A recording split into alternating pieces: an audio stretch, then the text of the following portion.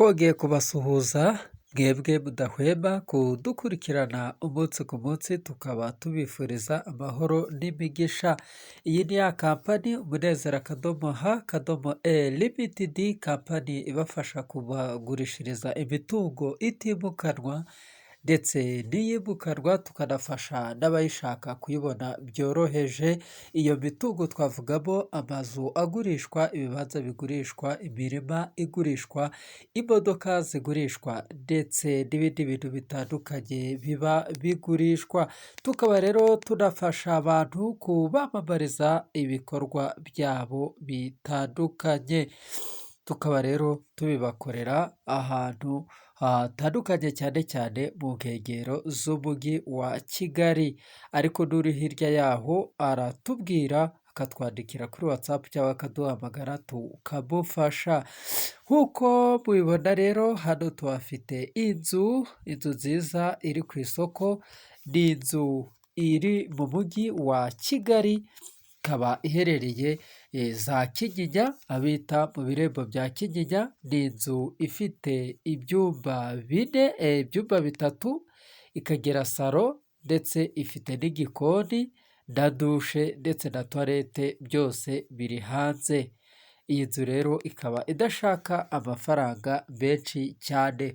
Ushobora kuba rero ushaka kuba waza kwihahira iyi mari, yaba inzu cyangwa se ikibanza cyangwa se imodoka, cyangwa se ushaka kwamamaza ibikorwa byawe, waba uri mu nkengero z'umujyi wa Kigali cyangwa se uri hirya yaho, ukaba waduhamagara cyangwa se ukatwandikira kuri nimero za watsapu izi zikurikira: 0788 cyangwa se 0728 Izo nimero zombi uzihamagaye zicamo, ariko kuri watsapu ni MTN ihaba.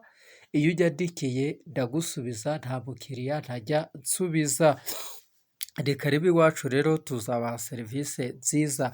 Twababwiye ko rero iyi nzu ni inzu iri ku isoko ishaka amafaranga, mbese iri kugurishwa amafaranga make cyane. Ni nka cyamunara kuko irahendutse. Urabona, ni inzu ifite salo nziza, ifitemo imiryango myiza, ifite purafo nziza. Nk'uko ubibona, ni inzu ikoze, iruzuye, urukoneri mu gipangu aho ngaho. Ni inzu mu by'ukuri wakwishimira. Twababwiye ko ifite ibyumba bitatu, ikagira na salo. Ni inzu imeze neza, twuberetse n'imiryango. Urabona ko irisanzuye, ni no mu kibanza kitari gito kuko irisanzuye. Iyi ni imari waza ukihahira. Twababwiye ko hanze ifiteyo igikoni, ikagira dushe, ikagira ndetse na tuwarete. Urumva rero iyi ni imari.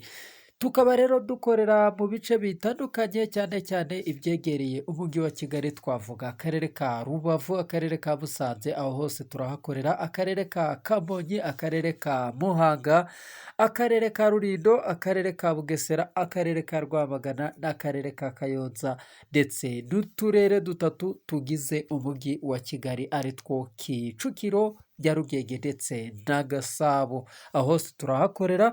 Ushobora kuba ufite imari hirya yaho, ukaba waduhamagara kuri ziriya nimero twababwiye, cyangwa se ukatwandikira kuri watsapu, twagufasha kubamamariza, tubaca amafaranga make cyane. Ku bagura n'abagurisha imari zabo, tubaca komisiyo y'amafaranga make. Twababwiye ko iyi nzu rero iherereye mu mujyi wa Kigali, mu birembo bya Kinyinya, ikaba ishaka miliyoni 8 z'amafaranga y'u Rwanda. Niyo yonyine ishaka. Muze mwihahire rero, kandi mukomeze mugire ibihe byiza. Uwiteka akomeze abane namwe. Mwibuke gukanda sabusikarayibu.